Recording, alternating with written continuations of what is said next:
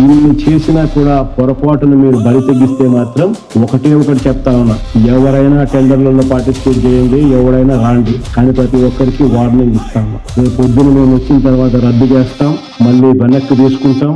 ఇది మాత్రం ఖచ్చితంగా అందరూ గుర్తుపెట్టుకోమని. Welcome to ETV Prime. Chandrababu Naidu గారి పీపీపీ సన్నాయి నొక్కులకి చావు బాజా మోగనుందా అన్నట్టుగా కదులుతున్నాయి వైసీపీ శ్రేణులు. ఈరోజు ప్రభుత్వ మెడికల్ కాలేజీలను ప్రైవేటీకరణ చేయడాన్ని నిరసిస్తూ కోటి గొంతుకుల శబ్దం వినిపించనుంది. నిరసన ర్యాలీలు చేపట్టబోతున్నారు వైసీపీ ఆధ్వర్యంలో. వైసీపీ శ్రేణులు కథం తొక్కుతున్నారు. అలాగే వైసీపీ శ్రేణులతో పాటు విద్యార్థులు, తల్లిదండ్రులు, ఇంకా ప్రజా సంఘాలు, కమ్యూనిస్టు పార్టీలు లాంటివన్నీ కూడా నిరసన ర్యాలీలు చేపట్టబోతున్నాయి. అయితే ప్రభుత్వం మాత్రం అవే ఆంక్షలు మళ్ళీ జగన్మోహన్ రెడ్డి గారి పర్యటన టైంలో ఎలాంటి ఆంక్షలు విధిస్తూ వస్తుందో ఏపీ ప్రభుత్వం, కూటమి ప్రభుత్వం అవే ఆంక్షలు మళ్ళీ విధిస్తున్నారు. ఎక్కడికక్కడ వైసీపీ శ్రేణుల్ని కట్టడి చేయడానికి వాళ్ళకి నోటీసులు పంపించడం, అలాగే ఆ ర్యాలీల్లో పాల్గొంటే అరెస్ట్ చేస్తామని చెప్పేసి పోలీసులు వారిని బెదిరించడం, ఇలాంటివన్నీ కూడా అప్రజాస్వామికమైనటువంటి చర్యలకి పాల్పడుతోంది పోలీసు వ్యవస్థ అనేటువంటి వార్తలు కూడా వినిపిస్తున్నాయి. ఏది ఏమైనా సరే తమ గళం వినిపించడానికి ప్రభుత్వ మెడికల్ కాలేజీలు ప్రైవేటీకరణ చేయటాన్ని నిరసిస్తూ, వ్యతిరేకిస్తూ తమ గళం వినిపించడానికి పోటెత్తబోతున్నారు జనం అని చెప్పేసి మనకి సమాచారం అందుతోంది.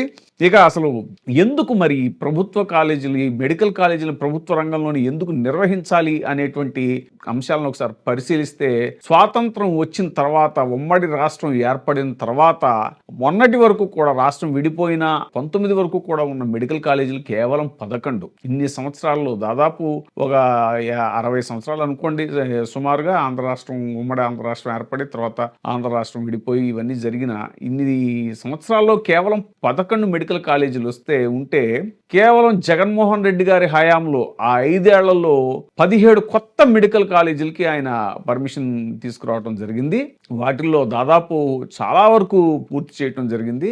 ముఖ్యంగా విజయనగరం, రాజమండ్రి, ఏలూరు, అలాగే మచిలీపట్నం, నంద్యాల ఇవి 2023-24 కల్లా పూర్తయి తరగతులు కూడా నిర్వహించడం జరిగింది. అలాగే ఇక పాడేరు, పులివెందుల కూడా రెడీ అయిపోయాయి ఎలక్షన్స్ నాటికి.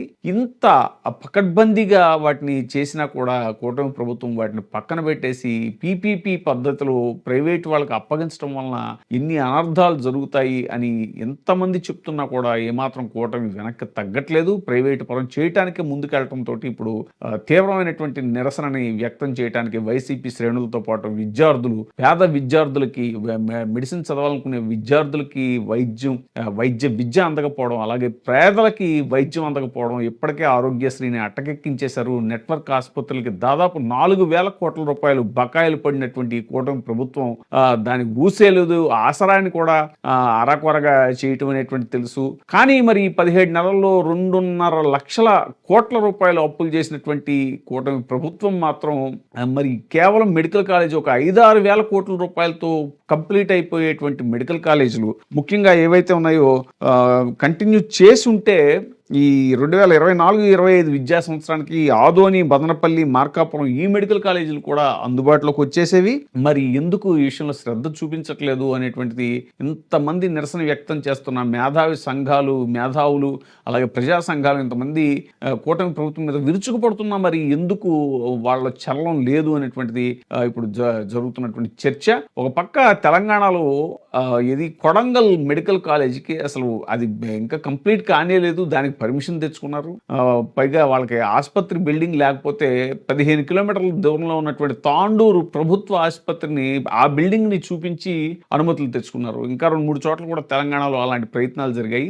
మరి ఎందుకు కూటమి ప్రభుత్వం సిద్ధంగా ఉన్నటువంటి 7 మెడికల్ కాలేజీలు అయితే సిద్ధంగా ఉన్నాయి, ఆల్రెడీ స్టార్ట్ అయిపోయే కాలేజీ తరగతులు కూడా, మరి వాటిని ఎందుకు నిర్లక్ష్యం వహించడమా లేకపోతే స్వప్రయోజనాల కోసం ప్రైవేటీకరణ చేయాలనుకుంటున్నారా ఏంటి అనేటువంటిది అర్థం కావట్లేదు. మరి ఇక ఇంత అప్పు చేసిన తర్వాత కూడా ఎందుకు మరి మెడికల్ కాలేజీని కంప్లీట్ చేయడానికి, అంటే జగన్మోహన్ రెడ్డి గారికి పేరు వస్తుంది అనేటువంటి ఉద్దేశంతో ఈ విధంగా ప్రవర్తిస్తున్నారా కూటమి ప్రభుత్వం అనేటువంటి ఇది కూడా వినపడుతుంది. ఏది ఏమైనా సరే ఈవేళ చాలా పెద్ద ఎత్తున నిరసన ర్యాలీలు జరగబోతున్నాయి. వైసీపీ శ్రేణులంతా కూడా కథం తొక్కబోతున్నారు. ఒక పక్కేమో వైసీపీ ముఖ్య అందరికీ కూడా పోలీసులు నోటీసులు ఇస్తున్నారు. ఈ నిరసన ర్యాలీలో పాల్గొకూడదని ప్రజలందరినీ కూడా భయభ్రాంతులకి గురి చేస్తున్నారు. నర్సీపట్నంలో మాజీ ఎమ్మెల్యే ఉమాశంకర్ గణేష్కి స్వయంగా ఒక పోలీసు నోటీస్ ఇవ్వటం, ర్యాలీలో పాల్గొనకూడదు అంటూ నోటీస్ ఇవ్వటం అనేటువంటిది విజువల్ బయటకు వచ్చింది. ఇంకా కుప్పంలో కూడా ఆంక్షలు విధిస్తున్నారట నిరసన ర్యాలీలో పాల్గొనకూడదని. ఏది ఏమైనా సరే నిరసన ర్యాలీల్లో భారీ సంఖ్యలో వైసీపీ శ్రేణులు, అలాగే విద్యార్థులు, తల్లిదండ్రులు అందరూ పాల్గొని దీన్ని భారీగా విజయవంతం చేసే ప్రయత్నాలు వైసీపీ అధినేత జగన్మోహన్ రెడ్డి గారు ఇచ్చిన పిలుపు మేరకు ఈ మెడికల్ కాలేజీల ప్రైవేటీకరణ నిరసిస్తూ పెద్ద ఎత్తున ఉద్యమం విజయవంతంగా జరగబోతోంది అనేటువంటిది మనకు వస్తున్నటువంటి సమాచారం.